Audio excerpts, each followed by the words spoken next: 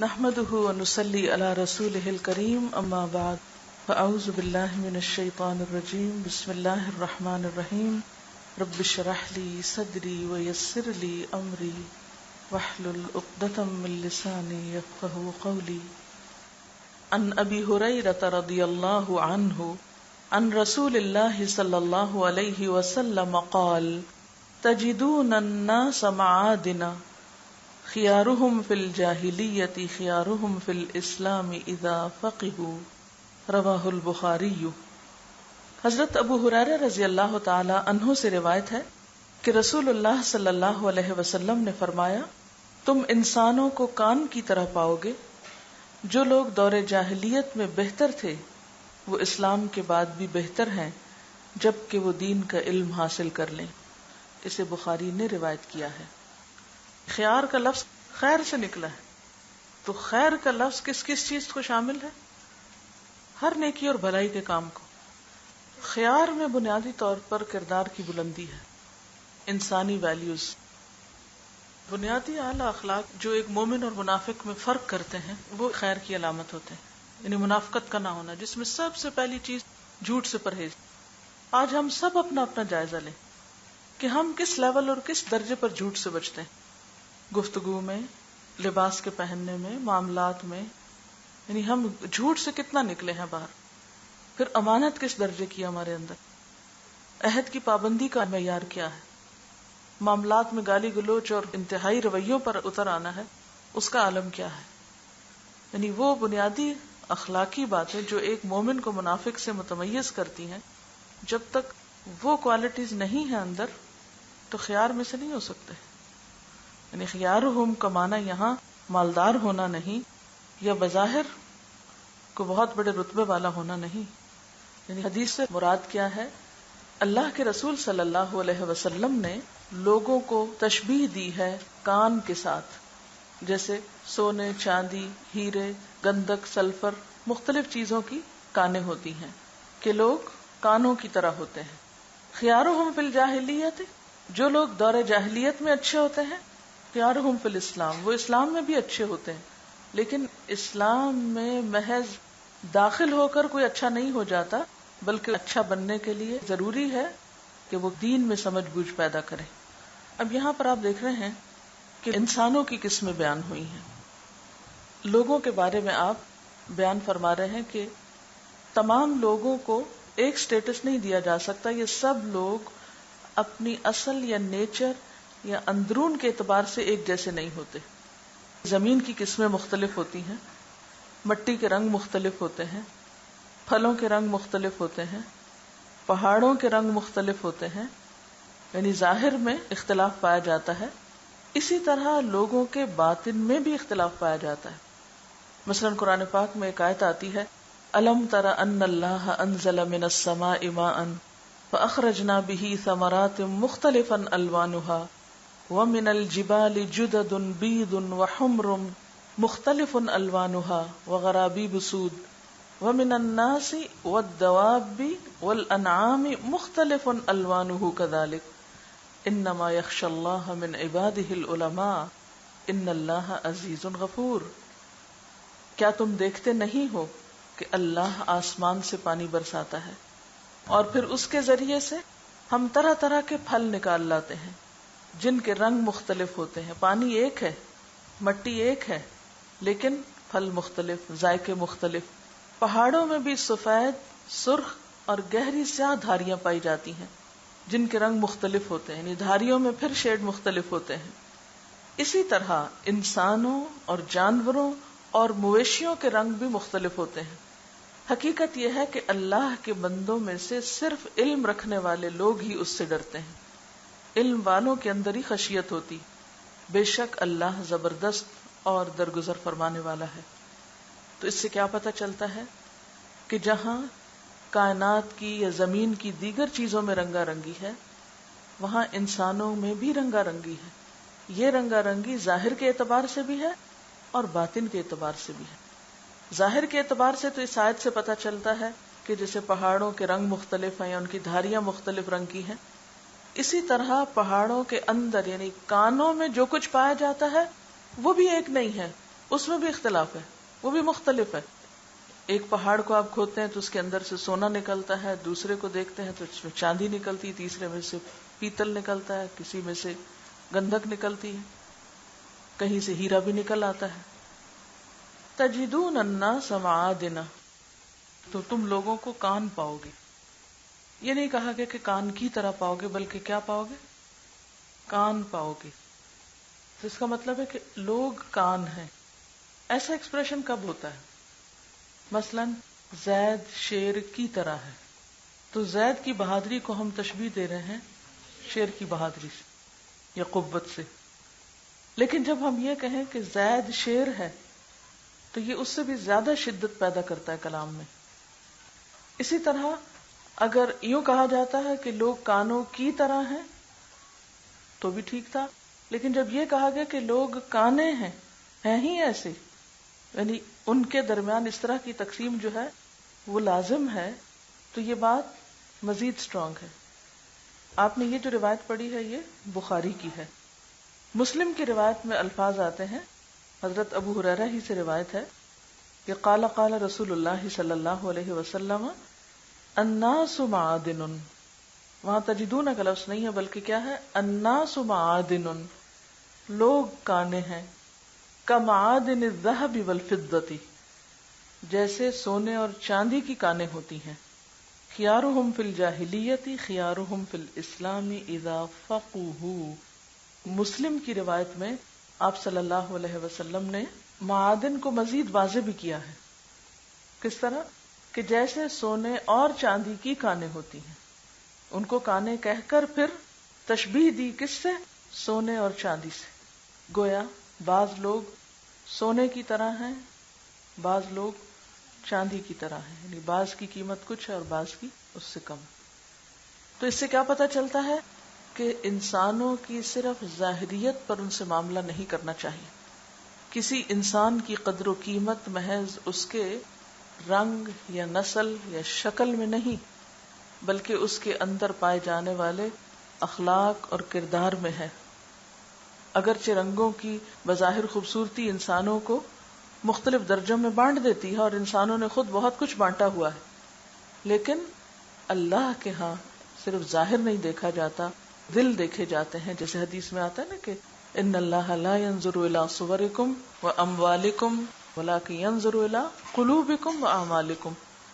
تو اندر کے اعتبار سے انسان مختلف ہوتے ہیں، اپنے قلب کے یا باطن کے اعتبار سے بھی انسانوں میں فرق ہوتا ہے.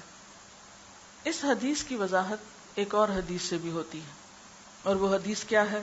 مسند احمد کی روایت ہے کہ آپ صلی اللہ علیہ وسلم سے پوچھا گیا، کیا من اکرم الناس، لوگوں میں سب سے بڑا عزت والا کون ہے؟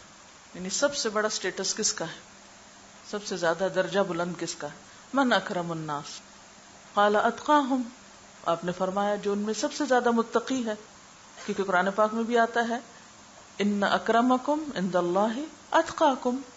فقالوا، تو لوگوں نے کہا لیس عن ھذا نسألک، ہم اس بارے میں نہیں پوچھ رہے. قال، تو آپ نے فرمایا فیوسف، یوسف علیہ السلام انسانوں میں معزز ترین انسان ہے. کیسے؟ نبی اللہ، اللہ کے نبی ہیں. ابن نبی اللہ، اللہ کے نبی کے بیٹے ہیں. ابن نبی اللہ، اللہ کے نبی کے پوتے ہیں. ابن خلیل اللہ، اللہ کے دوست کے پڑپوتے ہیں. یعنی باپ دادا پردادا سب انبیاء ہیں، نسل در نسل عزت ملی ہے ان کو. قالوا لیس عن ھذا نسألک، کہنے لگے کہ ہم ان کے بارے میں بھی نہیں پوچھ رہے. تو پھر آپ نے سمجھ لیا کہ سوال کیا ہے. قال فعن معادن العرب تسألونی، تم مجھ سے عرب قبائل کے بارے میں پوچھتے ہو، تو جہاں تک تمہارے قبائل کا تعلق ہے یا تم لوگوں کا تعلق ہے، خیارہم فی الجاہلیت خیارہم فی الاسلام، تو وہ لوگ جو دور جاہلیت میں چنے ہوئے تھے، چوزن تھے، اچھے اخلاق کے تھے، اچھے نام سے پہچانے جاتے تھے، خیارہم فی الاسلام، وہ اسلام میں بھی آ کر اچھے نام سے پہچانے جاتے ہیں. لیکن اللہ کے نزدیک کوئی اچھا کب بنتا ہے؟ اذا فقہوا، جب وہ دین کی سمجھ بوجھ حاصل کر لیتا ہے.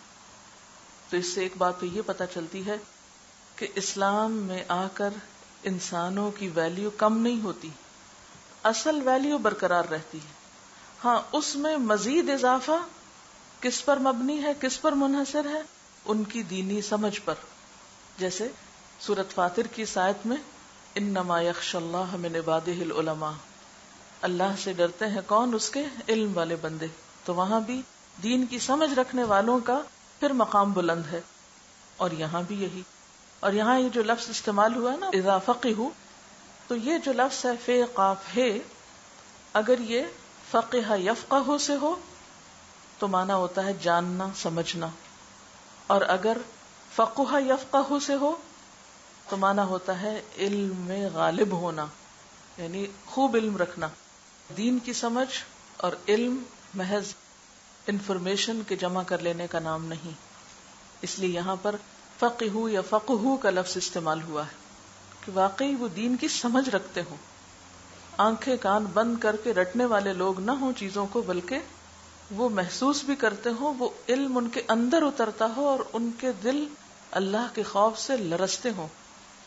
جیسے کہ ایک آیت میں آتا ہے نا اللہ نزل احسن الحدیث کتابا متشابہا مثانیہ تقشعر منہ جلود الذین یخشون ربہم ثم تلین جلودہم. کیا معنی ہے اس کا؟ کہ اللہ تعالیٰ نے سب سے بہترین بات اتاری ہے، یعنی قرآن پاک. اللہ نزل احسن الحدیث، سب سے بہترین کلام اللہ کا اتارا ہوا کلام ہے، یعنی قرآن حکیم. کتابا متشابہا، جس کے مضامین وہاں ملتے جلتے ہیں. مثانیہ، بار بار دہرائے جاتے ہیں. تقشعر منہ جلود الذین یخشون ربہم. تقشعر کا کیا معنی ہوتا ہے؟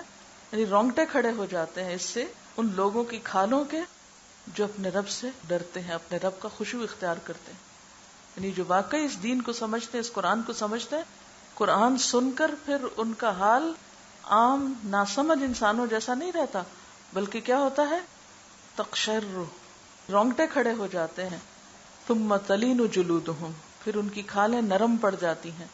وقلوبہم الی ذکر اللہ، اور ان کے دل بھی نرم ہو جاتے ہیں، اللہ کے ذکر کی طرف مائل ہو جاتے ہیں. ذالک ھدی اللہ، یہ ہے اللہ کی ہدایت. یہدی بہ من یشاء، جس کو چاہتا ہے اس رستے کی طرف رہنمائی کرتا ہے. ومن یضلل اللہ فما لہ من ھاد، اور جس کو اللہ بھٹکا دے اس کو تو کوئی راہ دکھانے والا ہے ہی نہیں. تو اس سے کیا پتہ چلتا ہے کہ اصل علم کون سا ہے؟ قرآن کے اصل سمجھ کس کو آتی ہے؟ قرآن کس کے اندر اترتا ہے؟ کہ قرآن سن کر جن کے رونگٹے کھڑے ہو جاتے ہیں اور جن کی کھالیں نرم پڑ جاتی ہیں، جھک جاتی ہیں، جن کے دل نرم ہو جاتے ہیں، ان کے دلوں پر قرآن اترتا ہے. تو یہ ہے معنی اذا فقہوا کا، کہ جب وہ دین کی سمجھ حاصل کر لیتے ہیں پھر ان کے اخلاق اور کردار اور سب چیزیں بدل جاتی ہیں. اور یہ سارا عمل بھی کہاں ہوتا ہے؟ دل پر ہوتا ہے، اندر ہوتا ہے. جیسے ہیرا اگر دیکھا جائے تو اصل میں کیا ہے؟ کوئلہ. کوئلے کی اعلیٰ ترین شکل ہے، لیکن کوئلے سے ہیرا بننے میں وقت کتنا لگتا ہے اور کتنے مرحلوں سے وہ گزرتا ہے. ایک کان آپ کھودے تو اس میں سے ہیرا نکلتا ہے، لیکن ایسی کانیں بہت کم ہوتی ہیں. دنیا میں کتنی کانیں ہیں ہیروں کی؟ کچھ جگہوں کو آپ کھودتے ہیں تو اس میں سے سونا نکلتا ہے. یہ عمل بھی کہاں ہوتا ہے؟ اندر ہوتا ہے نا، باہر نہیں نظر آتا. باہر سے تو سارے پہاڑ ایک جیسے دکھ رہے ہوتے ہیں، اور عام انسان بیرونی پہاڑوں کو دیکھ کے پہچان بھی نہیں سکتا کہ اس کے اندر کیا ہوگا. ہم عموماً جب لوگوں کے ساتھ معاملہ کرتے ہیں تو صرف ان کی ظاہری شکل و صورت کو دیکھ کر، صرف ان کے ظاہری حال حلیے کو دیکھ کر، ان کی بیرونی پرسنالٹی کو دیکھ کر، لیکن ان کے اندر کیا ہے عموماً اس بارے میں دھوکہ کھا جاتے ہیں. یعنی فوراً ظاہریت کو دیکھ کے ججمنٹل ہو جاتے ہیں. مثلاً اگر کسی کا لباس ہمیں پسند نہیں آیا تو فوراً ہم سوچیں گے انتہائی خراب انسان ہے، لیکن ہو سکتا ہے کہ اس کے اندر بہت خیر چھپی ہو، وہ ہیرے کی کان ہو، آپ نے ایکسپلور ہی نہیں کیا، نکالا ہی نہیں. ہو سکتا ہے وہ سونے کی کان ہو، اور ہو سکتا ہے ایک پہاڑ بظاہر بہت سرسبز نظر آتا ہو، لیکن اگر آپ اس کو کھودیں تو اس کے اندر سے کوئلہ نکلتا. اگرچہ کوئلہ بھی کام کی چیز ہوتی ہے، لیکن ظاہر ہے ہیرے اور کوئلے میں فرق ہے. آپ صلی اللہ علیہ وسلم نے لوگوں کو سونے اور چاندی سے تشبیہ دے کر دراصل ہمیں لوگوں کے مزاج، ان کی نفسیات، ان کی صلاحیتیں اور اہلیتیں پرکھنے کا موقع دیا ہے. یا لوگوں کو پہچاننے کے لیے ایک میزان دیا ہے، اور خصوصاً کسی کے ساتھ معاملہ کرتے وقت. کیونکہ اگر کسی کے ساتھ معاملہ کرتے وقت انسان اس کو پہچانتا نہیں تو نتیجہ کیا ہوتا ہے کہ انسان دوسرے سے غلط توقع رکھ بیٹھتا ہے. کیسے؟ مثلاً اگر آپ سونا خریدنے جا رہے ہیں اور چاندی خرید کے لے آتے ہیں تو کیا ہوگا؟ صرف نقصان ہوگا یا آپ کے اپنے اوپر بھی کوئی کیفیت گزرے گی اس نقصان کی؟ ایک شدید افسوس ہوگا، ایک دکھ ہوگا، غم ہوگا کہ یہ میرے ساتھ کیا ہو گیا، یا ایسا کیوں ہو گیا، میں نے تو اس چیز کو سونا سمجھ کے لیا تھا اور یہ تو سونا نہیں نکلا، یہ تو چاندی نکلی. تو آپ نے دیکھا ہوگا کہ عام طور پر لوگ جب لوگوں کے ساتھ معاملہ کرتے ہیں تو ان سے بڑی بڑی توقعات رکھ بیٹھتے ہیں. جب دوسرے توقعات پہ پورا نہیں اترتے تو مایوس ہوتے ہیں. یعنی عموماً ہم اپنی روزمرہ زندگی میں دوسروں سے امیدیں رکھ بیٹھتے ہیں، یا نہیں؟ فلاں میرے اس کام آئے گا، فلاں میرے یہ مشکل حل کر دے گا. اللہ تعالیٰ سے امید ہٹا کر جب ہم بندوں سے امید لگا بیٹھتے ہیں، غیر اللہ سے امید لگا بیٹھتے ہیں، اور پھر بندوں میں سے بھی ایسے بندوں سے کسی کام کی امید لگا بیٹھتے ہیں جو اس کام کے اہل ہی نہیں، ان کے اندر صلاحیت ہی نہیں، وہ اس قابل ہی نہیں، تو پھر کیا ہوگا؟ ہماری توقع ٹوٹے گی، ہماری امید پہ پانی پھرے گا. اب اگر دیکھا جائے تو لوگوں کی جو اکثریت ہوتی ہے نا، میجورٹی لوگوں کی درمیانے درجے کی ہوتی ہے. اعلیٰ صلاحیتوں کے مالک، اعلیٰ درجے کے لوگ کم ہوتے ہیں. جیسے ہیرے کی کانیں دنیا میں تعداد کے اعتبار سے بہت کم ہے، سونا کم ہے لیکن لوہا بہت زیادہ ہے. اسی طرح کوئلہ ہو سکتا ہے لوہے سے بھی زیادہ ہو. تو بالکل اسی طرح جو ماسز ہوتے ہیں یا عوام ہوتے ہیں یا عامت الناس ہوتے ہیں وہ سونے کے درجے پر نہیں ہوتے یا ہیرے کے درجے پر نہیں ہوتے. اب جو لوگ عامت الناس سے ایسی توقع رکھ بیٹھے، یعنی چاندی سے سونا ہونے کی توقع کرے، تو نتیجہ کیا ہوگا؟ وہ بیچارہ اس قابل ہی نہیں، اس کے اندر وہ صلاحیت ہی نہیں، وہ اس امید پہ پورا اتر ہی نہیں سکتا، وہ کام وہ کر سکتا ہی نہیں. لہذا آپ ہر دم فرسٹریٹ ہوتے رہتے ہیں، اس سے شکوہ، اس سے شکوہ، اس سے شکوہ. آپ ہر دم جذباتی حادثوں کا شکار ہوتے ہیں. پھر ادھر سے امید ٹوٹی، ادھر سے توقع ختم ہوئی، ادھر سے اس نے اس کمٹمنٹ کا یا اس عہد کا ثبوت نہ دیا جو اسے دینا چاہیے تھا. اب آپ اپنے آپ کو نقصان دینے لگتے ہیں. کیوں؟ اس لیے کہ آپ لوگوں کے بارے میں ایک نیگیٹو رویے کا شکار ہو جاتے ہیں، اور ہر ایک کے بارے میں آپ کو کوئی نہ کوئی شکوہ ہوتا ہے. فلاں نے یہ کر دیا، فلاں ایسا، فلاں ایسا، فلاں ایسا. اوور آل آپ کی تھنکنگ منفی ہو جاتی، سوچ منفی ہو جاتی. اس کا پھر نقصان خود آپ کو ہوتا ہے. اگر آپ لوگوں سے معاملہ ان کی حیثیت کے مطابق کریں کہ سونے کو ہی سونا سمجھے، چاندی کو سونا نہ سمجھے، پیتل کو چاندی نہ سمجھے، لوگوں کو مارجن دیں، رعایت دیں، اسپیس دیں، تو اس سے کیا ہوگا؟ آپ خود مطمئن رہیں گے، سکون میں رہیں گے. مزید کیا ہوگا کہ لوگ بھی تسنوں سے باہر آئیں گے. جب آپ ان سے ایک بڑی توقع رکھ بیٹھتے ہیں تو وہ بیچارے بھی ایڑیوں کے بل کھڑے ہونے لگتے ہیں جو وہ ہو نہیں سکتے. اسی طرح بچوں کی جھوٹی تعریفیں یا بچوں سے بڑی بڑی توقعات وابستہ کر لینا، یعنی اپنے بچوں سے، یا استاد ہوتے ہوئے اپنے شاگردوں سے توقعات ایسی وابستہ کر لینا، یا ایک امپلائر ہوتے ہوئے امپلائیز سے ایسی توقعات وابستہ کر لینا جس کے وہ اہل ہی نہیں. تو نتیجہ کیا ہوگا؟ آپ غم اور غصے کا شکار رہیں گے، اور سوائے مایوسی کی زندگی میں کچھ نہیں ہوگا. اگر آپ کی اپروچ ریئلسٹک ہوگی، حقیقت پر مبنی ہوگی، تو پھر آپ کا معاملہ بھی درست ہو جائے گا. اور پھر جب انسان کو انسان سمجھ کے آپ اس سے معاملہ کریں گے اور یہ جانیں گے کہ یہ خطا کر سکتا ہے، تو آپ کا اعتماد اس درجے کا نہیں ٹوٹے گا. عام طور پر ہم غم کا شکار کیوں ہوتے ہیں؟ جب ہمارا اعتماد ٹوٹتا ہے کسی سے. میں فلاں سے اس چیز کی توقع نہیں رکھتا تھا، مجھے نہیں امید تھی وہ ایسا کرے گا، لیکن وہ تو انسان تھا. یہ آپ کی غلطی ہے، اس کی ہے. عام طور پر پھر ہم غلطی کس میں تلاش کرتے ہیں؟ سامنے والے میں تلاش کرتے ہیں، جبکہ غلطی ہماری اپنی ہوتی ہے. ہم نے غلط امید باندھی تھی، ہم نے غلط توقع رکھی تھی، اس لیے ہماری توقع ٹوٹی. تو پھر غلطی ہماری اپنی تھی جس کو ہم ماننا بھی نہیں چاہتے، اور سارا قصور دوسرے میں تلاش کرتے رہتے ہیں. ہمارے تعلقات انسانوں سے خوشگوار ہو ہی نہیں سکتے. اب ایک شخص جاہل ہے، آپ اس سے علم کی توقع رکھیں. ایک شخص گنذین ہے، آپ اس سے عالم بننے کی توقع رکھیں. کیسے ہو سکتا ہے؟ اب عموماً تو اس کا علاج کیا کیا جاتا ہے کہ استاد ڈنڈا اٹھاتا ہے اور مارنا شروع کر دیتا ہے. ہمارے مدارس میں کیوں عام طور پہ مار پیٹ ہوتی ہے؟ کہ وہ ان بچوں سے حفظ کی توقع رکھتے ہیں جو کن ذہن ہے، مار مار کے ان کو پڑھاتے ہیں، نہ وہ پڑھتے ہیں اور نہ ہی وہ کسی اور کام کے رہتے ہیں. اب جب آپ صلی اللہ علیہ وسلم نے ہمیں فرق بتا دیا کمعادن الذهب والفضة کہ کچھ تو سونا ہے اور کچھ چاندی ہے، چاندی کو چاندی سمجھو، سونا مت سمجھو. اچھا جب ہم چاندی کو چاندی سمجھیں گے اور پھر چاندی کو چاندی سمجھ کر خریدیں گے تو پھر ہمیں پتا ہوگا کہ یہ ہم نے خریدا کیا ہے، اور پھر ہمیں کوئی غم نہیں ہوگا، افسوس نہیں ہوگا، کیونکہ ہمیں پتا ہوگا ہم نے قیمت ہی چاندی کی پے کی ہے، اس لیے چاندی ہی ملے گی نا ہمیں. جب ہم نے قیمت پے ہی نہیں کی سونے کی تو پھر سونا ملے گا کہاں سے؟ اب نتیجتاً ہمیں پھر ایک اور طریقے پر عمل کرنا پڑتا ہے، اور وہ کیا ہے؟ درگزر کا، معاف کرنے کا، اگنور کرنے کا، چشم پوشی کرنے کا، برداشت کرنے کا. ہمیں پتا ہوتا ہے یہاں خرابی، لیکن پھر دوسرے کے بس میں نہیں اس کی اصلاح، اس کی نیچر میں نہیں وہ چیز، تو ہم معاف کرتے چلے جاتے ہیں. اور خوشگوار زندگی کا راز پھر صرف معاف کرنے میں. کچھ لوگ ہیرا ہوتے ہیں نا، جیسے آپ صلی اللہ علیہ وسلم سے جب اکرم الناس کی بات کی گئی تو آپ نے مثال دی حضرت یوسف کی. اگر صرف 3-4 لفظوں میں حضرت یوسف کا کردار سامنے لایا جائے یا جو کچھ ان کے ساتھ ہوا اور جواب میں ان کا رویہ، تو حیران کن ہے، کوئی دوسری مثال سمجھ میں نہیں آتی مجھے تو. یعنی اتنا عظیم کردار ہے. بھائیوں نے کنویں میں پھینک دیا، بھائی خون کا رشتہ کنویں میں پھینک دیا، قافلے والوں نے، تاجروں نے بیچ دیا، عزیز مصر نے جیل بھیج دیا، جیل والوں نے معمولی انسان سمجھا، کوئی قدر و قیمت نہیں جانی، اور اللہ تعالیٰ نے ان کا جو اخلاق اور کردار، جو ان کا رویہ اور معاملہ تھا، اس بنا پر ان کے ساتھ کیا معاملہ کیا کہ ان کو دنیا کی ایک عظیم ترین بادشاہت عطا کی.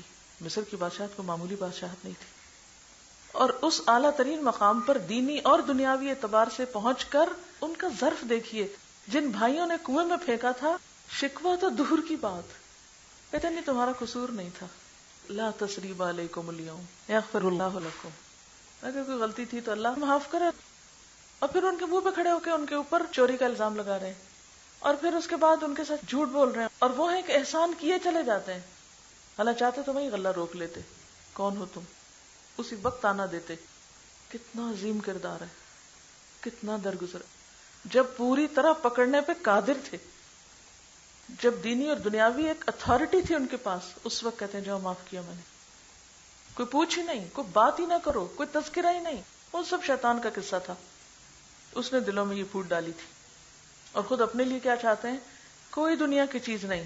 فاطر السماوات والارض انت ولی فی الدنیا والآخرہ توفنی مسلما والحقنی بالصالحین. اچھا انجام چاہیے، اچھے لوگوں کا ساتھ چاہیے، یہ ہے تمنا، یہ ہے اعلیٰ ترین کردار. لیکن ایسا کردار جو یوسف علیہ السلام کا تھا، وہ عام بندوں میں اگر آپ ڈھونڈنے لگیں گے تو کیا بنے گا؟ ہاں، مایوسی، مایوسی کے سوا کچھ نہیں. اتنی بڑی درگزر کی مثال، یعنی ایک کے بعد ایک بے عزتی ہو رہی ہے. اگر دنیاوی نظر سے دیکھا جائے، کنویں میں پھینکنا، بکنا، الزام لگنا، جیل جانا، یہ سارے کام کیا ہے؟ عزت کے کام ہے. یعنی صرف یہ نہیں ہے کہ ان کے ساتھ یہ سب ہو رہا ہے، ان کے وہ جو ایک عزت اور انا ہوتی ہے انسان کی، وہ ٹوٹ ٹوٹ کے کتنی ٹوٹی ہوگی، وہ کتنی مجروح ہوگی. اور یہ وہ انسان ہے جو دنیا کا حسین ترین انسان ہے. آپ دیکھیں کہ ایک عام معمولی شکل والے انسان کے ساتھ بھی یہ سب ہو تو برداشت نہیں ہوتا. کہاں یہ کہ جس کا حسن جو ہے وہ بے مثال ہو، تھوڑا بہت کسی کو حسن میں سے حصہ مل جائے نا دنیا میں، کیسا کیسا غرور آتا ہے لوگوں کے اندر، کیا چیز سمجھنے لگتے ہیں خود کو، ناز و انداز کہیں ٹھکانے نہیں لگتے.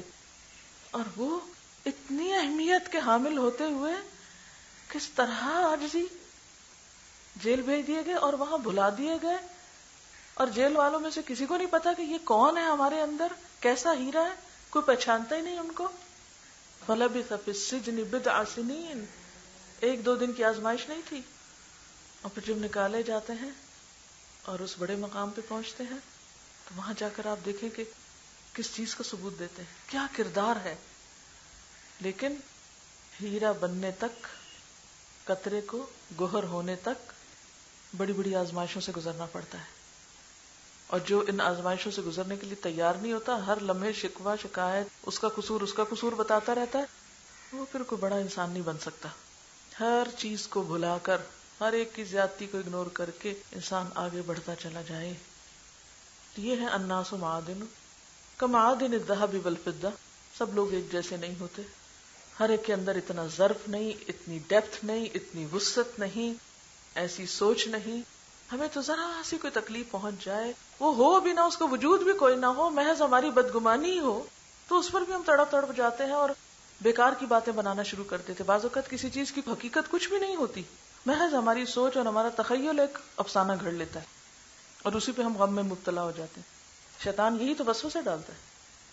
تو جو جتنا سالڈ ہوتا ہے، اسٹرانگ ہوتا ہے، جو جتنی قیمت کا ہوتا ہے، خس و خاشاک ہلکے پھلکے ہوتے ہیں نا، ہر ہوا کے جھونکے پہ اڑ جاتے ہیں، پانی میں بہہ جاتے ہیں، جل جاتے ہیں، پھک جاتے ہیں، گل جاتے ہیں، سڑ جاتے ہیں. ہیرا نہ جلتا ہے، نہ گلتا ہے، نہ سڑتا ہے، نہ بہتا ہے، نہ اڑتا ہے. وزن ہے اس کا. تو اپنے آپ کو رکھ کے دیکھیے کہاں فٹ آتے ہیں، آپ کس قسم کی کان ہے اور کس قسم کی دھات ہے، اور آپ کی قیمت کیا ہے. آپ کی قیمت آپ کا اخلاق، کردار، آپ کی ذات ہے، جو کچھ آپ کرتے ہیں، جو کچھ آپ ہیں. تو اس لیے تجدون الناس معادنا، انسان کانوں کی طرح ہوتے ہیں، چھپے ہوئے ہوتے ہیں.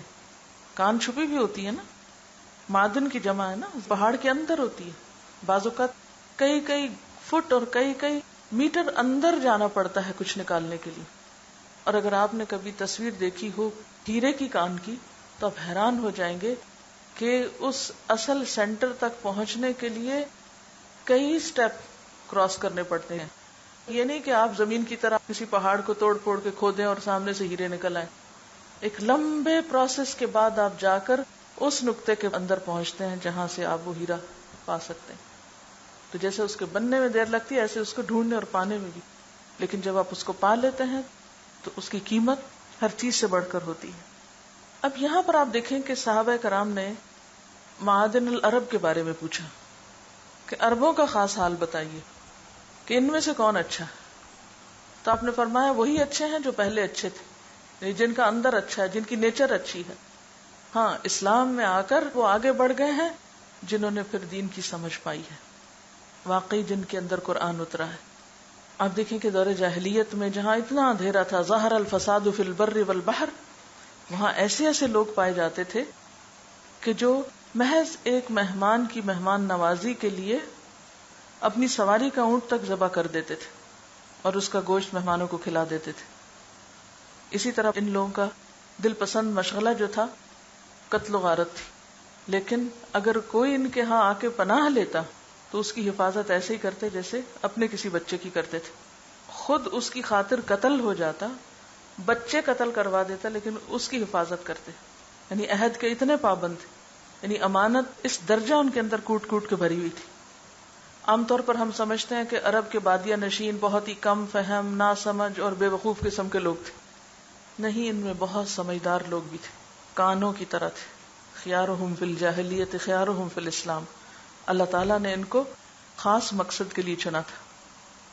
ایک قبیلہ کے 7 نو مسلم آپ صلی اللہ علیہ وسلم کے پاس آئے تو گفتگو کے دوران انہوں نے بتایا کہ ہم نے جاہلیت سے 5 چیزیں سیکھی ہیں. یعنی دور جاہلیت میں ہمارے اندر اخلاق کی 5 چیزیں تھیں، ہم ان پر اس وقت تک قائم رہیں گے جب تک آپ ہمیں ان سے منع نہ کر دیں. یعنی اسلام لانے سے پہلے بھی ہمارے اندر کچھ اخلاقی ویلیوز ہیں، تو جب تک آپ ہمیں منع نہیں کریں گے ہم ان کو اختیار کیے رکھیں گے. تو آپ نے ان سے پوچھا کہ اچھا بتاؤ وہ خصلتیں ہیں کیا جن پر تم قائم ہو، جو تم نے زمانہ جاہلیت سے پائی ہیں؟ تو کہنے لگے خوشحالی میں شکر کرنا، مصیبت میں صبر کرنا، مٹ بھیڑ کے وقت سچا ثابت ہونا، یعنی دشمن سے مقابلے کے وقت سچا ثابت ہونا، تقدیر پہ راضی رہنا، کسی کی مصیبت پہ خوش نہ ہونا خواہ وہ دشمن ہی کیوں نہ ہو. یہ ان کی اخلاقی اقدار تھی دور جاہلیت میں. تو یہ سن کر نبی صلی اللہ علیہ وسلم نے فرمایا یہ لوگ اہل علم اور اہل ادب ہیں، ان کے اندر انبیاء کی شان ہے، کتنی اعلیٰ ہیں ان کی باتیں. یعنی آپ نے ان کی باتوں کو اپریشیٹ کیا، ان کی تعریف فرمائی. عام طور پر ہم کسی نان مسلم کے اندر خوبی دیکھتے بھی ہیں تو ہم اپریشیٹ نہیں کرتے، لیکن آپ صلی اللہ علیہ وسلم نے ان کی باتوں کی تعریف فرمائی کہ ان کی باتیں کتنی عمدہ ہیں. پھر اسی طرح قبیلہ بنی سعد نے زمان بن ثعلبہ کو اپنا نمائندہ بنا کر آپ صلی اللہ علیہ وسلم کے پاس بھیجا. تو اس نے بھی آ کر اسلام کے بارے میں مختلف سوال کیے. جب وہ سوالوں سے فارغ ہو گیا اور اس کو آپ صلی اللہ علیہ وسلم کی باتیں سمجھ میں آ گئی تو فوراً کلمہ پڑھ لیا، اشہد ان لا الہ الا اللہ واشہد ان محمدن عبدہ ورسولہ، اور پھر وعدہ کیا کہ میں ان سارے فرائض کو ادا کروں گا جن کا آپ نے ذکر کیا، ان سب چیزوں سے بچوں گا جن سے آپ نے منع کیا ہے، اور نہ میں اس میں کوئی زیادتی کروں گا نہ کمی کروں گا، جتنا جیسا دین آپ نے دیا ہے وہ ایسے کا ایسا ہی لوں گا۔ اور پھر اپنی اونٹنی پہ بیٹھ کے واپس چلے گئے۔ اپنی قوم میں جا کر آپ صلی اللہ علیہ وسلم سے سنی ہوئی ہر بات بعینہ ہی دہرا دی۔ ایک روایت کے مطابق صبح کی شام نہیں ہونے پائی تھی کہ ان کی مجلس کے تمام مرد اور عورتیں مسلمان ہو گئے۔ کیوں؟ ان کے اس کردار اور سچائی کی وجہ سے۔ آج جب ہمارے اندر سچائی نہیں ہوتی تو پھر ہماری باتیں بھی اثر نہیں کرتی، اور یہی وہ خوبیاں تھیں جن کی وجہ سے اللہ تعالیٰ نے اہل عرب کو چنا تھا۔ اگرچہ وہ دنیاوی اعتبار سے وہ بہت ترقی یافتہ قوم نہ تھے جتنے ان کے ہمسائے روم اور ایران کے لوگ تھے، اور اس میں بے شمار مثالیں آپ صحابہ کرام میں سے دیکھ سکتے ہیں۔ حضرت عمر کی مثال آپ دیکھ سکتے ہیں، حضرت خالد بن ولید کی مثال آپ دیکھ سکتے ہیں، کوئی ایک نہیں بے شمار لوگ ہیں کہ جو دور جاہلیت میں بھی ایک کردار رکھتے تھے اور اسلام لانے کے بعد بھی وہ اسلام کے لیے ایک بہترین فرد ثابت ہوئے۔ اور خاص طور پر مکہ والوں کے اندر، اور جو مقامی عرب تھے، اصل عرب، ان کے اندر کسی قسم کی منافقت نہیں تھی، کوئی نفاق نہیں تھا۔ وہ پہلے بھی اچھے کام کرتے تھے، چند ایک برائیاں بھی تھیں لیکن اچھائیاں بھی تھیں۔ اسلام نے ان کی ان اچھائیوں کو باقی رکھا۔ ہاں، فرق یہ پڑا کہ ان کی سوچ بدل گئی، یعنی ان کی نیت بدل گئی۔ پہلے وہ اچھے اخلاق کا مظاہرہ کس وجہ سے کرتے تھے؟ اپنی تعریف چاہنے کے لیے، یا اپنے قبیلے کو اونچا منوانے کے لیے، اس کی بلندی یا اس کی شہرت کے لیے، اس کی ناموری کے لیے۔ لیکن اب وہ سب کچھ کس لیے کر رہے تھے؟ دین کی سمجھ آنے کے بعد اذا فقہوا اللہ کے لیے۔ سوچ کا مرکز بدل گیا تھا۔ تو اصل بات یہی ہے کہ ایک انسان اور دوسرے انسان میں جو چیز فرق کرتی ہے وہ دین کی سمجھ، اور دین کی سمجھ کیا؟ نیت کی درستگی۔ یعنی اذا فقہوا کا نتیجہ کیا ہوا؟ صحیح سوچ اور صحیح ذہن کا وجود میں آنا۔ اچھی نیت کس کو کہتے ہیں؟ اچھی نیت کو آپ کیسے ڈیفائن کریں گے؟ پازیٹو تھنکنگ، نیک نیتی، نیک ارادے، جو سوچ خیر خواہی پر مبنی ہو۔ اسی طرح آپ دیکھتے ہیں کہ نبی صلی اللہ علیہ وسلم بذات خود اسلام لانے سے پہلے خیر اور بھلائی کے کاموں میں کس طرح سرگرم عمل ہوتے۔ اس کی ایک مثال معاہدہ حلف الفضول ہے، جس کے تحت یہ طے کیا گیا تھا کہ عربوں کے اندر سے قتل و غارت گری اور بدامنی کو ختم کیا جائے۔ پھر اسی طرح آپ کی شادی حضرت خدیجہ سے اسلام سے پہلے ہوئی تھی، لیکن دور جاہلیت میں بھی وہ کس لقب سے پہچانی جاتی تھی؟ طاہرہ، پاک باز خاتون۔ اپنی پاکیزگی کی وجہ سے، پاک دامنی کی وجہ سے طاہرہ کہلاتی تھی۔ حضرت ابوبکر صدیق رضی اللہ تعالیٰ عنہ کو دیکھیں۔ آپ کو معلوم ہے کہ جب حضرت ابوبکر صدیق نے حبشہ کی طرف ہجرت کا ارادہ کیا تھا تو راستے میں ان کو ابن الدغنہ ملا تھا، تو اس نے کیا کہا کہ آپ کہاں جا رہے ہیں؟ آپ کیوں جا رہے ہیں مکہ چھوڑ کے؟ آپ جیسا انسان مکہ چھوڑ دے گا؟ تو وہ کہنے لگے کہ میری قوم نے مجھے نکلنے پہ مجبور کر دیا ہے اور مجھے بہت زیادہ اذیت دے رہے ہیں۔ تو وہ بیچ میں آڑے آ گیا اور کہنے لگا یہ کیسے ہو سکتا ہے؟ بخدا آپ تو قبیلے کے مایا ناز فرزند ہیں، آپ مصیبت زدوں کی مدد کرتے ہیں، بھلائی کے کاموں میں حصہ لیتے ہیں، محتاجوں کے کام آتے ہیں، واپس چلیے، میں آپ کی حفاظت کا ذمہ لیتا ہوں۔ اور اس نے حضرت ابوبکر کو حبشہ نہیں جانے دیا تھا، اور اگر آپ چلے جاتے تو ہجرت کے سفر میں آپ ساتھ کیسے ہوتے پھر نبی صلی اللہ علیہ وسلم کے؟ بہرحال مراد اس سے یہ ہے کہ اصل چیز انسان کا کردار ہے۔ صرف نام بدلنے سے یا ریلیجن بدلنے سے بات نہیں بنتی، جب تک کہ آپ دین کی سمجھ بوجھ پیدا کر کے اس کردار کو پیدا نہ کریں۔ تو خیارکم فی الجاہلیت خیارکم فی الاسلام، اس میں شرارکم بھی تھے، شریر لوگ بھی تھے جاہلیت میں، یہ نہیں کہ سبھی اچھے تھے، لیکن جو دور جاہلیت میں اچھے اخلاق اور کردار کے مالک تھے وہ سب کچھ ان کا اسلام کے بعد اسلام میں بھی ان کے ساتھ آیا۔ اور یہی چیز ہر دور میں دہرائی جاتی ہے، جب تک انسان اچھا بننے کا خود ارادہ نہیں کر لیتا، اپنے اندر تہیا نہیں کر لیتا اور خود کو مشقتوں میں ڈالنے کے لیے تیار نہیں ہو جاتا، اس وقت تک اچھا بنا نہیں جا سکتا۔ سونا خالص کب ہوتا ہے؟ جب اس کو آگ پر تپایا جاتا ہے، اسی طرح ایک انسان بھی آزمائشوں کی بھٹی میں پڑ کر صبر اور برداشت کے ساتھ اعلی اخلاق اور کردار کو پہنچتا ہے. کچے برتن اور پکے برتن میں بہت فرق ہے. اور یہ بھی یاد رکھیے کہ دنیاوی اعتبار سے کوئی شخص کتنا بھی قابل ہو، کتنا بھی علم والا ہو، کتنی بھی بڑی ڈگری رکھتا ہو، کتنے بھی بڑے عہدے اور پوسٹ پر ہو، کتنا بھی مالدار ہو، کتنا بھی وجیح ہو، لیکن اسلام کی نگاہ میں اس شخص کی ویلیو اسی وقت ہوگی جب اس کے اندر دین کی سمجھ ہوگی. یعنی صرف دین پڑھا لکھا نہیں بلکہ دین کی سمجھ رکھنے والا ہوگا. حضرت ابو ہریرہ رضی اللہ تعالیٰ عنہ کہتے ہیں رسول اللہ صلی اللہ علیہ وسلم نے فرمایا خدا کے بندے کے لیے اس سے بڑی فضیلت اور کچھ نہیں ہو سکتی کہ اسے دین کا صحیح فہم اور سمجھ بوجھ حاصل ہو. دین کا صحیح سمجھ رکھنے والا ایک عالم 1000 عابدوں سے زیادہ شیطان پہ بھاری ہوتا ہے. اور ہر چیز کی کوئی نہ کوئی بنیاد ہوتی ہے اور دین کی بنیاد صحیح سمجھ بوجھ ہے. دین کی بنیاد صحیح سمجھ بوجھ ہے.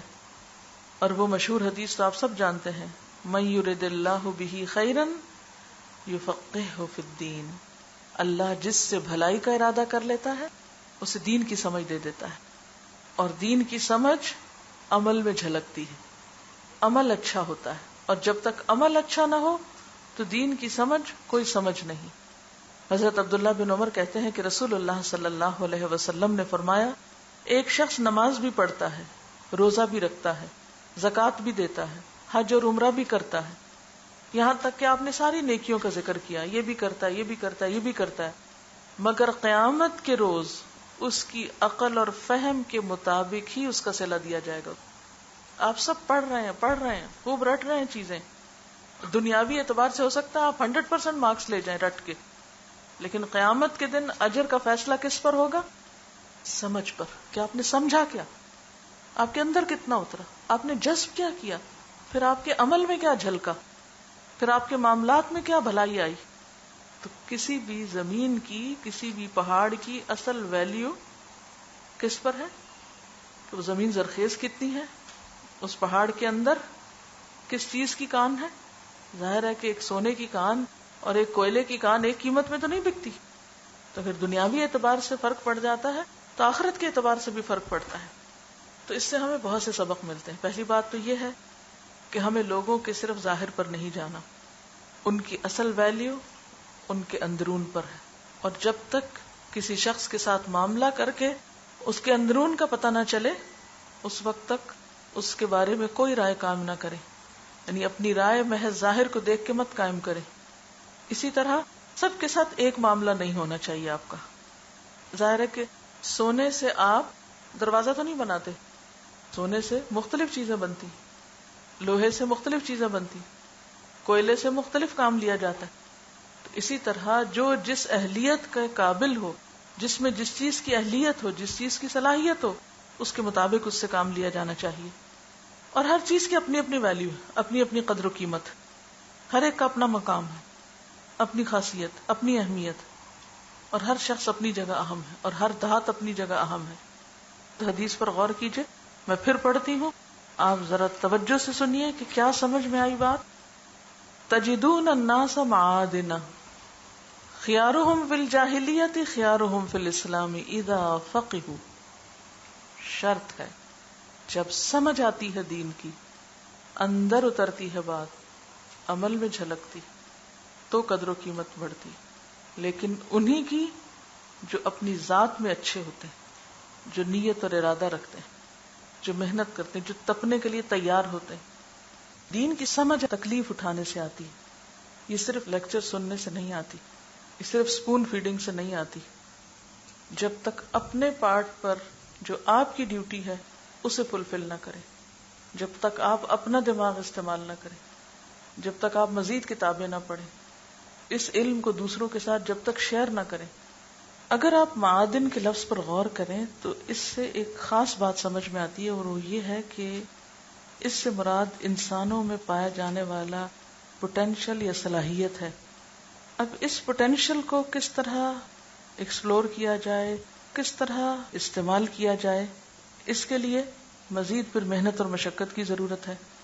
اور پھر صرف ظاہریت پر نہ جائیں.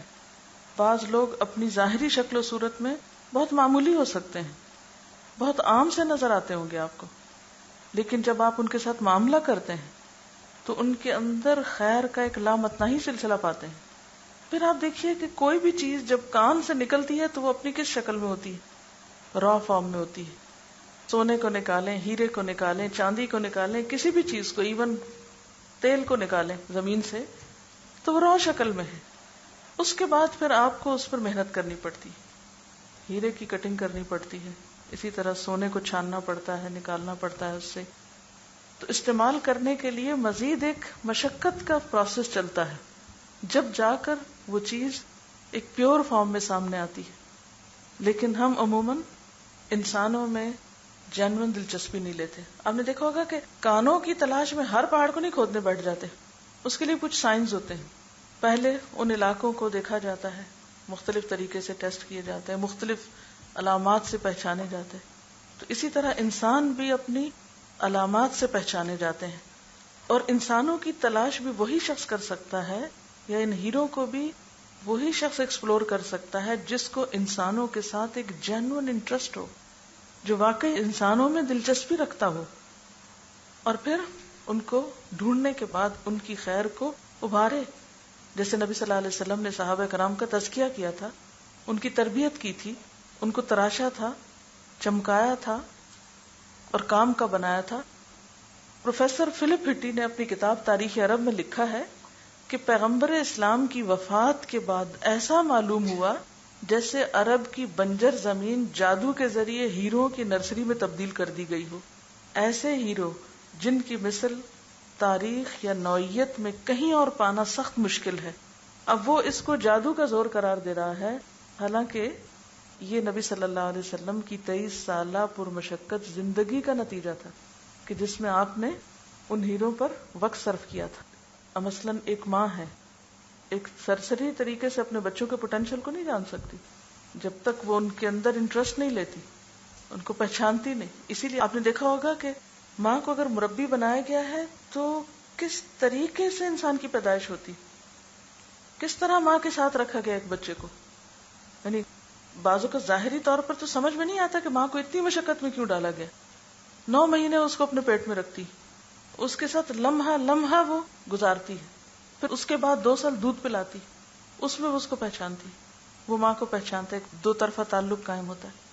پھر اس کے بعد ابتدائی تربیت کے کچھ سال اس کے ساتھ گزارتی، پھر جا کر وہ ایکسپلور کرتی کہ اس بچے کے اندر کیا ہے. اور اگر ماں سمجھدار ہوتی ہے تو بچے کو پھر اسی رستے پہ ڈالتی ہے جس پہ چلنے کا وہ اہل ہوتا ہے.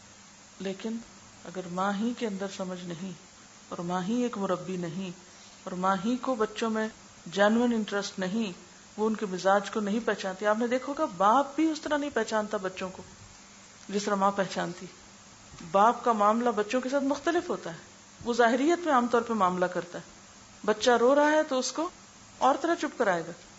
تو انسانوں کو ایکسپلور کرنا، ان کی تربیت کرنا، ان کو پالش کرنا، ان کو چمکانا، ان کو کام کا بنانا، یہ تو معمولی کام نہیں ہے، یہ دنیا کا سخت مشکل کام ہے. اور اس کے لیے اتنا ہی بڑا حوصلہ چاہیے جب جا کر ایک قوم کی تاریخ بدلے گی. اور ہم سب کیا چاہتے ہیں؟ صرف نعروں کے زور سے اور صرف بھیڑ بھاڑ کے ذریعے ہم بڑی بڑی باتیں کر کے اسلامی انقلاب لے آئیں. یہ طریقہ کار نہ انبیاء کا ہے اور نہ ہی کسی دنیاوی تحریک کا ہے. جتنا کوالٹی کا کام کرنا چاہتے ہیں اتنی ہی زیادہ تپش سے گزرنا پڑے گا، اتنا ہی طویل پروسیس ہوگا. کہتا نا مت سہل اسے جانو، پھرتا ہے فلک برسوں، تب خاک کے پردے سے انسان نکلتا ہے. تو یہ آسان کام نہیں ہے. تو حدیث کا مفہوم کیا ہے کہ اللہ تعالیٰ کے نزدیک اصل قدردانی پھر کس چیز کی ہے؟ ظاہریت کی نہیں، صرف نام کی نہیں، کام کی. اور کام میں بھی جس درجے کا آپ کام کریں، سونے کی قیمت کا کریں یا چاندی کا کریں یا لوہے کا کریں یا پیتل کا کریں یا آپ کسی بھی دھات کا کریں. اللہ تعالیٰ یہ نہیں دیکھے گا کہ کون مسلمان کے گھر میں پیدا ہوا اور کون بعد میں اسلام لایا. دیکھا یہ جائے گا کہ دین میں سمجھ کس نے پیدا کی اور ان میں اعلیٰ کردار کس نے پیدا کیا. مطلوب ہم سے اعلیٰ کردار ہے. سبحانک اللہم و بحمدک، نشہد ان لا الہ الا انت، نستغفرک ونتوب الیک.